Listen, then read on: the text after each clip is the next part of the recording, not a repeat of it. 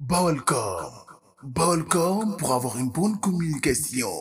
Balcom, bienvenue chez vous. Mesdames, Messieurs, mes très chers internautes, bonjour à toutes et à tous. J'espère que vous allez bien et que tout se passe bien. Bienvenue sur Baolcom, Becté, Banner, contentement pour vous accompagner.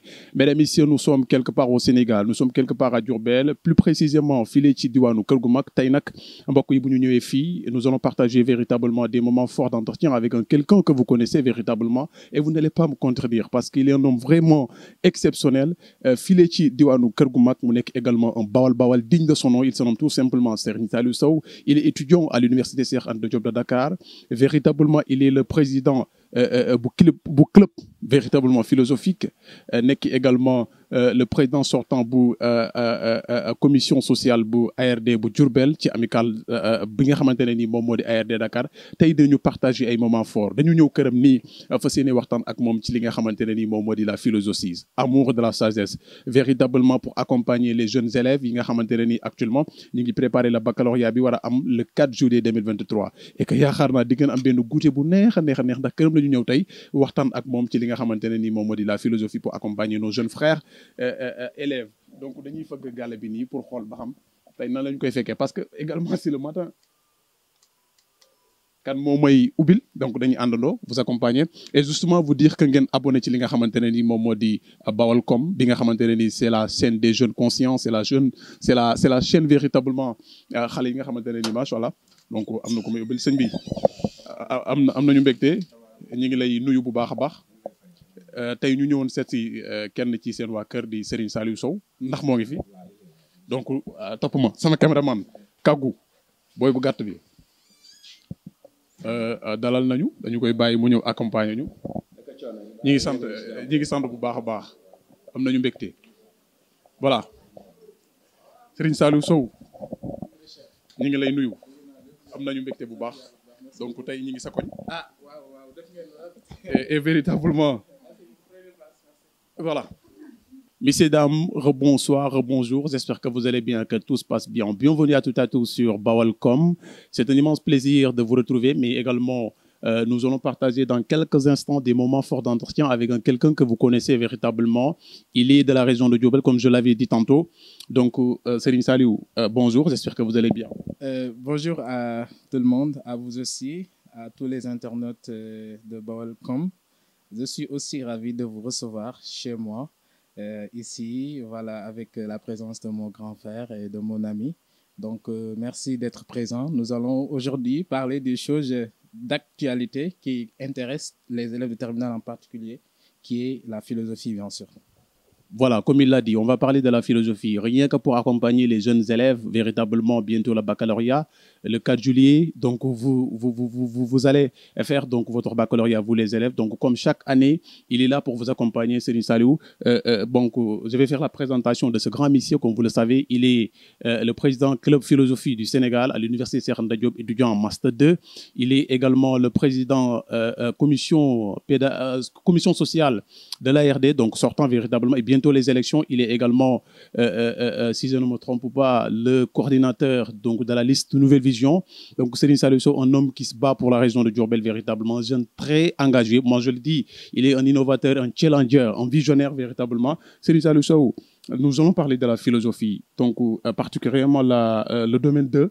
Le domaine 2 de la philosophie, donc, que pouvons retenir de manière ramassée donc, pour ce domaine? Merci beaucoup pour la présentation. Et je pense que le plus important, c'était cela, de faire connaître la personne que vous invitez. Alors, la philosophie, vous savez, donc, est répartie en domaines. Et le programme sénégalais de la philosophie prend en compte ces 4 domaines, notamment le domaine 1 de la philosophie, qui est donc le début, le domaine 2 qui parle de la vie sociale, de la société, et des choses qui concernent la société, bien évidemment. Le domaine 3, qui est l'épistémologie, qui concerne un peu la science et quels sont les types de sciences et qu'est-ce qui fait la scientificité de quelque chose. Et enfin, on a le domaine 4, qui est l'esthétique, qu'on appelle philosophie de l'art, réflexion sur l'art, réflexion sur le beau. On décide aujourd'hui, bien évidemment, de parler du domaine 2. Le domaine 2 de la philosophie s'intitule la vie sociale. Déjà, ça dit beaucoup quand on parle de la vie sociale. Parce que certains pensent que la philosophie ne se limite qu'à des réflexions, qu'à un retranchement, qu'à une distanciation entre le philosophe et la société.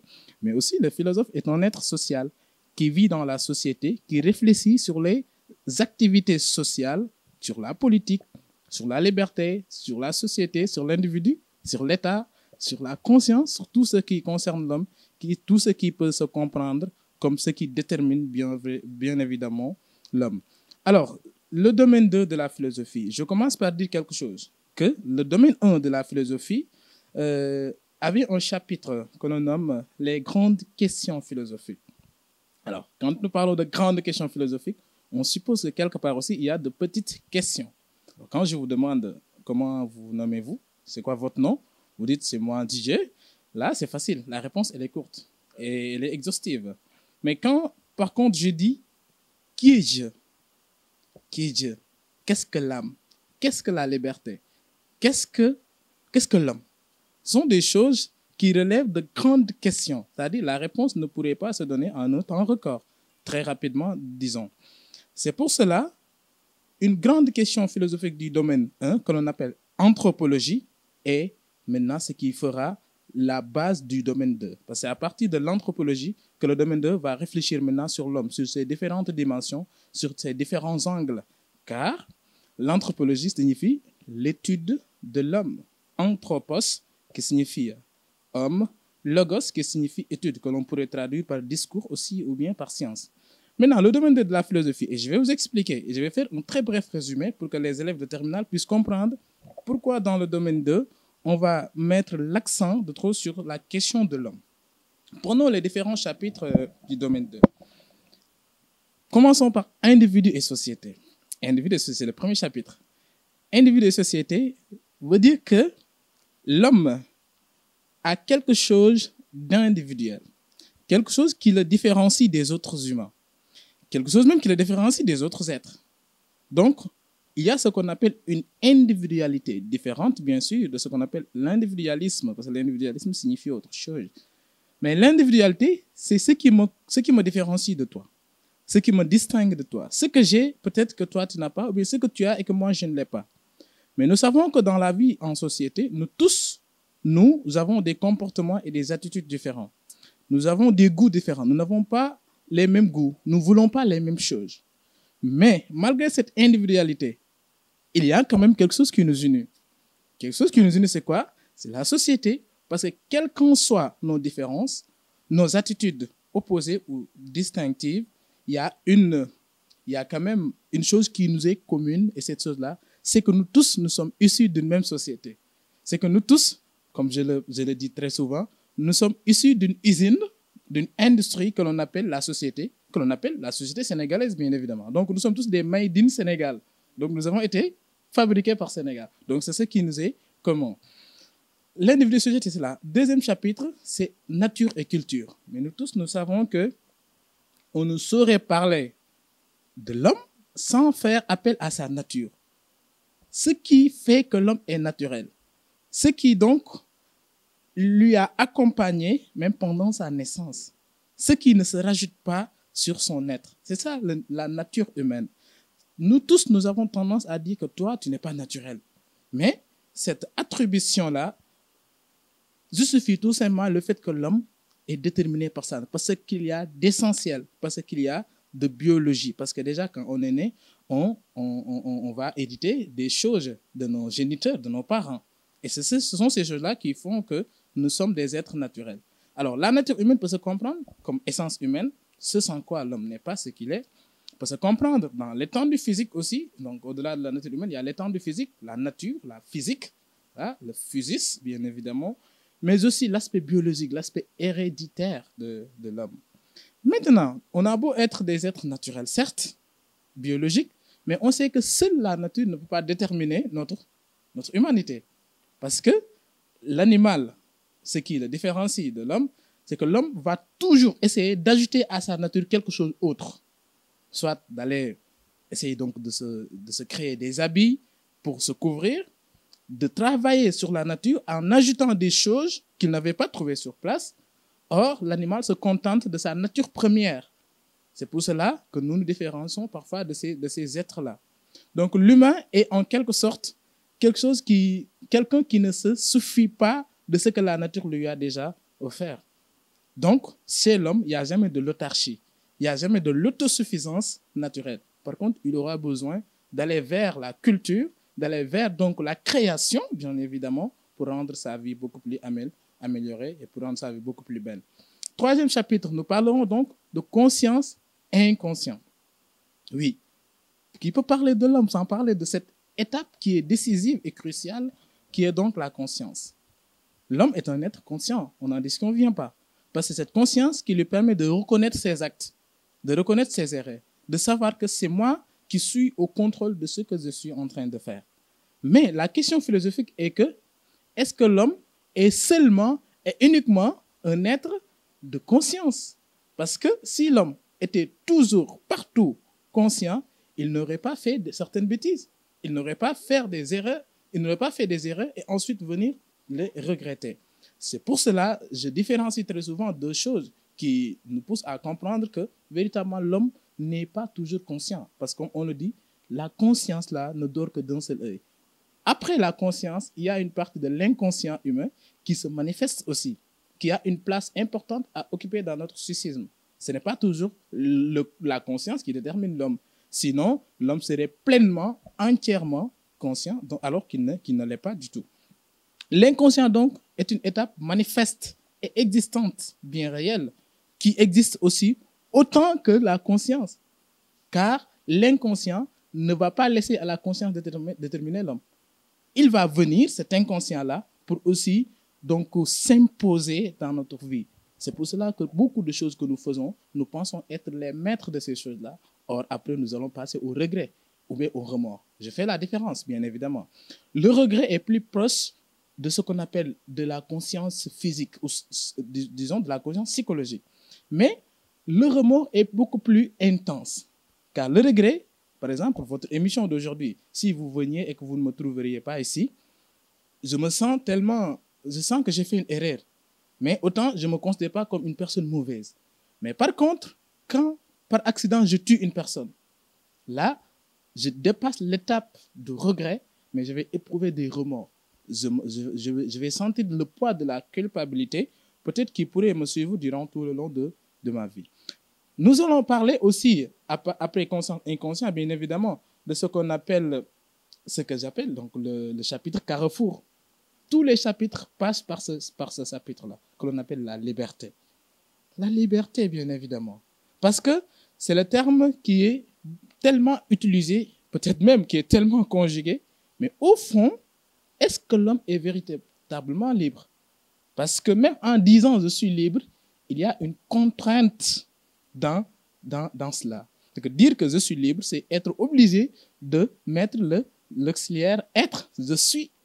Donc, l'instant que tu es obligé de dire je suis, et non, tu ne peux pas dire j'ai libre, tu ne peux pas le dire. Donc, tu es obligé de dire je suis libre. Donc, est-ce que même dans cette conjugaison, simplement du fait que tu dis je suis libre, est-ce qu'il n'y a pas déjà une part de contrainte dans cela? Mais malgré cette absence de contrainte que l'on appelle très souvent la liberté de l'indifférence, la liberté de vouloir faire tout ce qu'on veut, quand on le veut, avec qui on le veut, ou bien même peut-être n'importe comment, ça, on sait que c'est une chose à remettre en question. Parce que l'homme n'est pas le seul à vivre dans la terre. L'homme est déterminé par des choses tierces qui ne font pas partie de lui, mais parfois même des choses qui sont partie intégrante de lui. L'homme est toujours déterminé. Aujourd'hui, vous vous êtes déplacé pour venir me voir. Mais vous pensez être libre de l'action, mais il y a un but qui motive cela. Donc, il n'y a pas de liberté dans cela parce qu'il y a un déterminisme. Vous voulez faire émission avec Serigne Saliou, l'étudiant, c'est pour cela que vous vous êtes déplacé. Donc, dire que je suis libre d'aller chez Serigne Saliou, d'Oedipe, bien sûr, d'Oedipe quoi? Oedipe est quelqu'un qui est né. Son papa a été maudit par les dieux. Et quand la malédiction est tombée, les dieux ont dit à son papa, un jour tu auras un enfant qui va te tuer et qui va épouser donc ta femme, donc la mère d'Oedipe. Oedipe est né. Quand donc, pour éviter que cette terrible prédiction des dieux puisse arriver, Oedipe a été jeté. Mais finalement, Oedipe a grandi et est devenu donc fort. Et à la suite d'une altercation, Oedipe a tué son papa. Et après avoir tué son papa, Oedipe est allé donc épouser Zocas, qui est sa mère, donc dans le palais royal. Ce que je veux dire, c'est que Oedipe pensait agir de manière libre. Mais il ignorait que tous ces actes, que toutes ces actions, que toute cette routine, que tous ces chemins étaient destinés à un but inévitable et implacable, à un destin implacable et inévitable. Donc parfois, nous ne savons pas les choses qui nous déterminent, mais nous savons seulement les actes que nous posons. Au-delà de cette liberté, enfin, le dernier chapitre, c'est l'État. Oui, ne pas parler de l'État dans ces instants où véritablement il y a une effervescence, c'est quand même commettre un crime, car l'État est particulier. Et parlant de l'État, nous allons faire allusion que l'homme aussi vit dans un État, ne vit pas seul. Même chez toi, l'État a un pouvoir. Parce que si tu te mettais à commettre des choses qui ne sont pas normales, l'État va venir intervenir. Donc partout où il est, l'État est omniprésent. C'est Tocqueville d'ailleurs qui va dire l'omniprésence de l'État lui poussera à aller même nous empêcher le droit de penser ou même celui de vivre pour dire que l'État est partout. Maintenant, les origines de l'État, c'est quoi? Qu'est-ce que l'État d'ailleurs? Et d'ailleurs, quelle est la relation que l'État entretient avec les autres États? Les relations entre les différents États. Est-ce que c'est une relation de paix? Quand le Sénégal signe un pacte d'amitié avec la France, est-ce que c'est pour l'amitié? Ou bien est-ce qu'il y a un intérêt quelconque qui se cache derrière cela? Donc, nous parlons de ça. Nous parlons aussi du fait que est-ce que l'État est le garant de la sécurité, de la protection des populations ou même de la liberté de ces derniers? Disons que l'État et la liberté ont aussi, ce sont des chapitres qui changent vêtres, qui s'entremêlent du fait qu'on ne peut pas parler de l'un en oubliant l'autre. C'est pour cela tous les différents chapitres du domaine 2 de la philosophie se centralisent sur l'homme. Donc c'est pour cela que je disais tout à l'heure que l'anthropologie, qui a été seulement insinuée lors du domaine 1, n'avait pas pris beaucoup de goût. Mais il fallait attendre le domaine 2 pour maintenant mettre l'accent sur l'anthropologie à travers les différentes facettes de l'homme, à travers ses différentes dimensions. Alors, pour commencer à entrer maintenant dans les véritables détails, nous allons parler de l'individu et société. Il faut vraiment qu'on résume parce qu'on ne saurait tout dire, peut-être dans quelques minutes, mais nous allons essayer de quand même résumer, condenser un peu pour que l'essentiel puisse être dit. Le premier chapitre, c'est individu et société. Ici, la première question philosophique, très rapidement, c'est la question de l'antériorité. Antériorité, il y a le mot antérieur, c'est-à-dire qu'est-ce qui est venu avant l'autre? Est-ce que l'individu est venu avant la société ou bien est-ce que la société est venue avant l'individu? Oui, est-ce qu'on a créé la maison là en attendant les pièces, les différentes pièces, les chambres? Ou bien est-ce que les chambres sont là avant même que l'on puisse parler de maison? C'est la question de l'individu. Est-ce que l'individu est là en attendant la venue de la société ou bien la société est là en attendant la venue de l'individu? On a deux thèses opposées. Il y a certains qui défendent que oui, c'est bien sûr la société qui est là avant. Et c'est à l'image principalement d'Aristote. Parce qu'Aristote va expliquer que l'individu est venu après, donc la société est venue avant, en faisant allusion à deux choses, au tout et à une partie. Le tout, c'est ce qui masque le tout. La partie, ce sont les différentes parties de ce tout-là. L'exemple que je viens de donner. Ici, dans notre maison, la maison, c'est le tout. Les chambres, les fauteuils, le salon, etc., sont la partie. Donc, il fallait créer la maison, d'abord en attendant la venue de ces choses-là.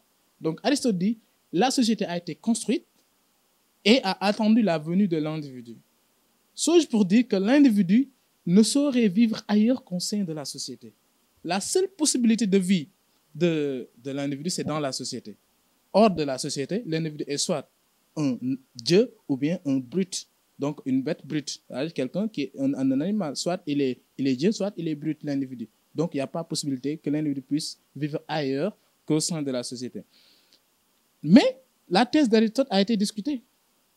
Car certains d'autres pensent que, bien évidemment, il y avait une autre vie avant la société. Et c'est à l'image de Rousseau et de Hobbes. Ces deux-là vont dire qu'évidemment, il y avait une vie avant la société et c'est l'état de nature. L'état de nature, cette hypothèse-là, qui n'est pas une réalité historique existante, mais qui est juste une hypothèse, qui veut dire qu'à un moment donné, les hommes n'étaient pas encore en société, ne vivaient pas encore ensemble. Ils vivaient seuls et ils étaient libres, selon Rousseau, dans l'état de nature, les hommes étaient libres. Ils étaient contents. Et la nature pourvoyait à tous les besoins. Donc l'homme n'avait pas besoin d'être méchant. Parce que la méchanceté est causée parfois par le désir de quelque chose. Mais quand on a tout, quand on est riche, quand on a tout ce dont on a besoin, on n'a pas besoin d'être méchant. Mais c'est Hobbes, non.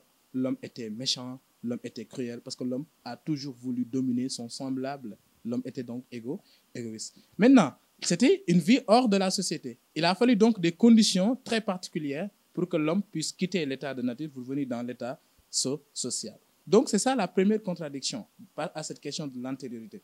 La deuxième question, c'est tellement important parce que c'est de dire, est-ce que la société a fait de l'individu ce qu'il est, ou bien l'individu peut se créer, peut se faire, peut s'organiser, peut se constituer sans avoir besoin de la société? Voilà la question. Est-ce que ce qu'on dit très souvent dans le langage courant, l'environnement détermine l'homme, est-ce que c'est vrai? Est-ce que c'est vrai? Bien évidemment. Dire que l'environnement détermine l'homme, c'est dire que la société fait de l'homme ce qu'il est, fait de l'individu ce qu'il est. Donc l'individu n'a pas son mot à dire. Il n'a que suivre ce déterminisme, la foule, pour être ce qu'elle est, pour être donc ce que les autres en sont. C'est pour cela d'ailleurs que l'on va voir même Aristote qui revient pour dire que l'homme est un zoon politikon. Zoon politikon, c'est un animal politique. La police en grec signifie la cité. L'homme n'est que ce que la société a fait de lui. Mais d'autres philosophes, pour résumer un peu, parce que Karl Marx aussi va abonder dans ce sens, en disant quoi? Ce n'est pas la conscience, nous ne sommes pas déterminés par ce que nous sommes, mais c'est la conscience, c'est la société qui détermine ce que nous sommes réellement. Donc ce que nous sommes, nous le devons à la société. Voilà, ce n'est pas la conscience des hommes qui détermine leur milieu social, mais c'est leur milieu social qui détermine leur conscience. C'est ainsi que Karl Marx a compris cela pour dire que tout ce que l'homme est, il le doit à la société. Mais outre Karl Marx et disons Aristote, nous allons voir aussi Sartre, Jean-Paul Sartre, qui va s'opposer à cette thèse. Parce que selon lui, l'homme est libre. L'homme n'a pas besoin de la société pour se créer, pour se faire. L'homme, il est ce qu'il se fait lui-même et non ce que la société a fait de lui. Car, selon Sartre, on est seul et sans excuse. Si on est mauvais, c'est parce qu'on veut être mauvais. On ne doit pas coller ce motif à la société. Si on est bon, c'est parce qu'on veut être bon, parce qu'on ne doit pas coller ce motif à la société. Nous sommes ce que nous sommes parce que nous voulons être ce que nous voulons être. La société n'a rien à faire dans notre vie. Par contre, c'est vrai que la société nous a éduqués, nous a élevés, mais en un moment, l'homme conscient doit prendre ses distances avec cette même société-là. Alors, pour parler dans l'autre chapitre très rapidement, on parlera donc de nature et culture. Très rapidement, nature et culture, nous avons dit. Mais dans nature et culture, la plus grande partie concerne les diversités culturelles. Aujourd'hui, nous ne sommes pas dans les mêmes pays. Nous n'avons pas la même peau. Nous n'avons pas la même langue, peut-être. Nous n'avons pas les mêmes héritages culturels. Mais, en réalité, est-ce que cette diversité culturelle, cette différence de religion, de peau, d'idées, ou même d'environnement, doit faire en sorte que nous entrions dans toujours des conflits? Est-ce que c'est parce qu'on est différent, c'est parce que tu n'es pas ce que je suis, que moi je dois te déclarer la guerre? Dans les débats politiques aujourd'hui, on le voit. Si tu t'opposes à moi, on ne sera pas amis. Jamais, parce que tout simplement, on doit dire la même chose, être d'accord sur la même chose. Du fait que cette différence culturelle, cette différenciation de culture, cette diversité culturelle peut faire objet de conflits, de guerres, on ne va pas revenir sur la question de ces guerres religieuses entraînées par les questions de foi. Combien de fois cela a occasionné des guerres dans la différence ou bien dans les religions différentes? Combien de fois les Européens ont attaqué donc les Africains parce que seulement la peau noire dérange? Et c'est l'exemple de Lévi-Burul. Vous avez aussi des Hegel qui s'opposent au fait que l'homme noir ne puisse pas être intelligent, ne peut pas gagner donc du savoir véritablement et proprement dit. Mais au-delà de cela, il y a d'autres penseurs qui pensent que non, cette diversité, c'est une chance pour l'humanité. Senghor nous a parlé du rendez-vous du donner et du recevoir. Quand on est différent de quelqu'un, ça ne doit pas être une source de guerre, de conflit, mais une source d'échange. Vous êtes Peul, moi je suis Sérère. Faire en sorte, on peut échanger donc de connaissances. Vous pouvez m'apprendre à parler Peul, à parler sérère, moi je t'apprends à parler Peul. Donc cette différence ne doit pas être source de guerre, mais source donc d'union, source donc de retrouvailles, mais aussi de discussion et de dialogue. Nous allons voir aussi Antoine de Saint-Exupéry qui dira quoi?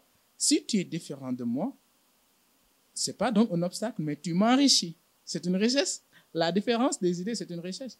Ce n'est pas donc source de guerre ou source de conflit. Nous allons voir aussi Voltaire, qui est tellement, dont la conception est tellement intéressante. Parce que Voltaire nous parle de tolérance. Et aujourd'hui, tout ce qui se passe dans notre pays, c'est parce qu'il y a absence de tolérance.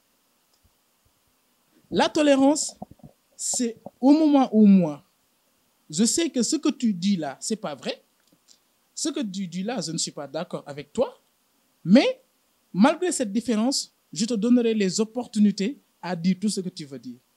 Dans un débat opposé, je sais que toi, ce que tu diras va m'enlever des privilèges, va même menacer mes intérêts.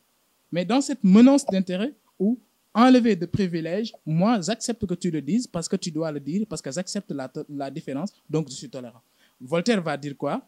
Je ne suis pas d'accord avec ce que vous dites, cependant, je me battrai de toutes mes forces pour que quand même vous puissiez le dire. C'est fort ces mots. Je ne suis pas d'accord avec ce que vous dites, mais quoi que je puisse faire pour que vous puissiez le dire, je le ferai. Je te donnerai toute la possibilité de dire des choses. Moi-même, je ne suis pas d'accord, dont moi-même, je ne suis pas véritablement d'accord. Alors, troisième chapitre, très rapidement, c'est conscience inconsciente. Je l'ai dit tout à l'heure, la conscience signifie cum scientia, tout ce qui s'accompagne du savoir. Aujourd'hui, je peux dire donc que je suis conscient d'être ici parce que je sais que je suis là. Donc, je le fais peut-être avec savoir. Mais la question philosophique est que, tout à l'heure, je l'ai mentionné. Est-ce que véritablement, la conscience seulement détermine l'humain? Car nombre de fois où nous faisons des actes et que nous le regrettons ou nous en éprouvions des remords. Mais l'inconscient, donc, c'est quoi? Si la conscience désigne ce qui est accompagné de savoir, l'inconscient, donc, signifie le contraire, ce qui se fait sans savoir. Mais ça va au-delà. Que dans la psychologie, Freud nous éclaircit sur cela, que l'inconscient est au-delà de cette question d'absence de connaissance. Mais l'inconscient, c'est le lieu même où se rangent nos désirs refoulés. Je m'explique. Nous tous, nous avons des pulsions, des désirs. Mais ce n'est pas tous nos désirs qui relèvent de réalisabilité, qui sont réalisables. Si je désire ici une voiture qui coûte 2 milliards, je sais que je le désire, mais je sais que ce n'est pas réalisable sur le champ. Mais ce désir-là va insister à revenir, ne va pas donc me quitter. Il va revenir, il va essayer de se réaliser comme toutes les formes de désir, bien évidemment. Maintenant, l'inconscient se manifeste par de différentes manières. L'inconscient peut se manifester par le rêve. L'explication d'un rêve veut dire tout simplement que quand nous voulons quelque chose dans la vie réelle, mais que cela ne soit impossible, pendant le rêve, on peut réaliser cela, mais d'une autre manière. Vous voyez? Donc, quand je désire conduire une belle voiture, pendant le rêve, je peux conduire quelque chose. Et Freud nous dit que c'est une chose qui sera déguisée. Je peux conduire soit une bicyclette, soit donc voilà, un bus, etc. Mais quand même, la chose est réalisée dans le moment de mon inconscient, dans le moment de mon rêve. L'autre chose, c'est l'acte manqué. C'est une manière aussi de manifester mon inconscient. L'acte manqué, c'est quoi? Cette émission-là, si je n'étais pas d'accord, si je ne voulais pas faire ça, je vous donnerai rendez-vous à 10h et j'arriverai ici à 13h. J'ai manqué l'acte.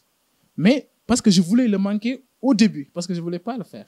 C'est pour ça l'acte manqué, disons, c'est un acte même réussi. Parce qu'au début, on n'avait pas le goût de le faire et on l'a manqué. Quand j'ai rendez-vous avec une dame, peut-être que je n'aime pas, que je ne veux pas fréquenter, elle me donne rendez-vous à 10h, je viens à 13h, j'ai manqué l'acte, mais je le voulais parce que ça ne me plaisait pas. Mais si elle me plaisait, j'allais même me réveiller à 6h du matin pour me préparer et tout. Voilà donc l'acte manqué. Il y a ce qu'on appelle aussi la sublimation. La sublimation, c'est l'attitude selon laquelle un désir se réalise de manière acceptable par la société. Alors, si par exemple, je dis très souvent, c'est la plupart des amitiés entre femmes et garçons. Parfois, c'est l'impossibilité d'installer de l'amour et ils vont donc transformer et masquer cela en forme d'amitié. Voilà, donc ça aussi, ça en fait partie. Alors, au-delà de conscient-inconscient, nous allons parler donc de liberté. Lors de l'Antiquité, la liberté avait une autre conception. Aujourd'hui, la liberté a pris une autre forme. Mais en réalité, c'est les Grecs, être libre, c'est ne rien faire. Ce n'est pas se mener dans des activités physiques ou manuelles. C'est rester quelque part et lire ses journaux, c'est prendre des décisions. Mais qu'en réalité, cette forme de liberté devait être donc du laxisme. Parce que quand il fallait justement être libre, parce qu'on ne devait rien faire, ça montrait que ceux qui ne faisaient rien, ceux qui étaient des lâches, entre guillemets, étaient libres, et ceux qui faisaient tout pour travailler n'étaient pas donc libres, étaient des esclaves ou faisaient preuve de servitude. Mais la question de la liberté va au-delà. Qu'est-ce que la liberté? La définition de la liberté la plus partagée, c'est la liberté qui est donc absence de toute contrainte. C'est-à-dire, je fais quelque chose et que rien ne puisse me contraindre à le faire. Mais si la liberté est l'absence de toute contrainte, alors qui est libre? Qui peut faire quelque chose sans être contraint par la société, soit par Dieu, soit même par les êtres, soit même par soi-même? Parce qu'il y a quelque chose en nous qui nous empêche de prendre les décisions parfois que nous voulons prendre en réalité. Et ça, c'est important. Maintenant, le dernier chapitre, nous allons venir des questions de la liberté pour revenir sur cette question. État et liberté, c'est le dernier chapitre. L'État, pour le définir, nous allons prendre en compte 3 choses fondamentales. Les 2 choses relèvent du matériel, l'autre relève de l'immatériel. Les 2 choses qui relèvent du matériel, on peut citer la communauté humaine ou la population, et on peut citer aussi la notion de territoire. L'aspect immatériel, c'est l'autorité politique ou le pouvoir politique. Vous regroupez ces 3 choses, vous avez la définition de l'État. Donc l'État, donc, c'est une autorité politique ou pouvoir politique qui s'exerce sur une population ou une communauté humaine, mais à l'intérieur d'un territoire bien déterminé. Vous allez regrouper cela, vous avez la définition. Maintenant, on sait que partout où les mains sévères, parce que l'État a son mot à dire, est une forme de rappel. Rappelez quoi aux gens que les mains sévères là, que l'on appelle les institutions, l'Assemblée nationale, le palais de la justice, la police, le commissariat, sont des institutions de l'État qui consistent à nous rappeler des choses, que nous ne sommes pas libres de faire tout ce que nous voulons. C'est à l'État aussi que nous devons même les questions du savoir, parfois même de réussite avec le fait qu'il nous délivre des diplômes et des certificats. C'est à l'État que nous devons, bien sûr, que la société s'en remet quand il y a lieu de pondérer les rigueurs des faits économiques ou autres. Donc l'État est omniprésent, il est partout. Maintenant, nous allons voir quel rapport véritablement l'État entretient avec la liberté. Et c'est par là qu'on va donc boucler les choses. Disons que les hommes, quand ils ont quitté l'état de nature, ils avaient des problèmes. Donc quand ils viennent en état civil, il va falloir que ces problèmes soient résolus, puissent être résolus, à défaut desquels donc puissent être arbitrés. Alors, on sait que quand les hommes ont quitté cet état-là, ils sont venus, mais ils se sont retrouvés dans plus de problèmes. Parce que l'état de nature était une vie en solitude. Mais on sait que les hommes ont toujours voulu vivre en commun, mais une fois commencé à vivre en commun, en société, les problèmes démarrent. Parce que, dit Dieu, je ne peux pas accepter que toi, tu aies beaucoup plus que moi. Je suis donc jaloux. Je fais preuve de concurrence, de l'égoïsme. C'est pour cela que les problèmes existent dans le cadre de la vie en société. Maintenant, le problème de Rousseau, c'est de résoudre cette difficulté. Parce que dans du contrat social, cet ouvrage de Jean-Jacques Rousseau, Rousseau débute par cette question. L'homme est né libre, partout il est dans les fers. Mais on aurait même envie de se demander ou de demander à Rousseau comment l'homme qui a été libre dans l'état de nature puisse se retrouver entre les fers, puisse perdre cette liberté-là. Et Rousseau donc va dans même le début de l'ouvrage commencer à vouloir allier 2 choses. Ce que l'intérêt prescrit et ce que le droit permet. L'État doit réglementer les choses, doit régir des lois, mais ne doit pas oublier que la société, les populations ont aussi un intérêt et que cet intérêt ne doit pas être menacé.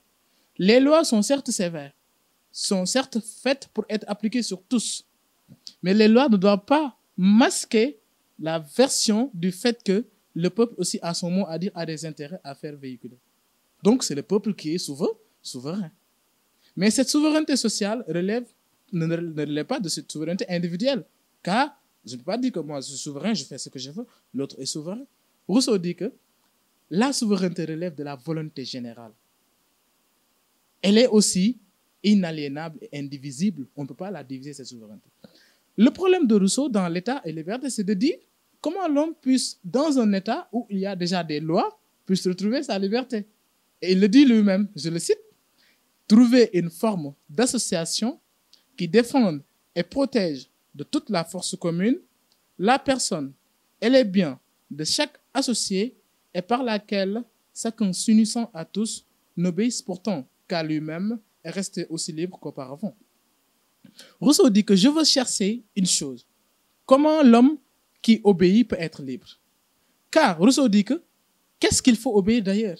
Parce que les lois à laquelle je me soumets, les lois à laquelle j'obéis, ne sont pas des lois qui me sont étrangères, ne sont pas des lois qu'une autre communauté humaine a fabriquées pour moi et que je devrais donc les appliquer à la lettre et de manière aveuglée. Non.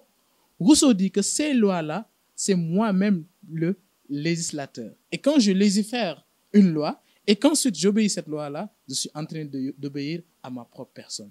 Celui qui obéit à sa propre personne, obéit à soi-même. Celui qui obéit à soi-même, obéit à sa propre raison. Et celui qui obéit à sa propre raison est entièrement, totalement libre. C'est pour cela, Rousseau dit, l'obéissance à la loi que l'on s'est prescrite est liberté. Si j'obéis à une loi qui vient d'ailleurs, qui n'est pas ma propre loi, là, je ne suis pas libre parce que je suis en train de me soumettre à ces lois-là sans d'ailleurs les avoir légiférées. Mais si maintenant je suis en train d'obéir à des lois qui sont les miennes, là, je deviens... Mais du fait que l'État peut être source de liberté, dans la mesure où obéir aux lois, c'est obéir à mes propres lois, c'est un sujet d'ailleurs du bac 2019 qui disait quoi?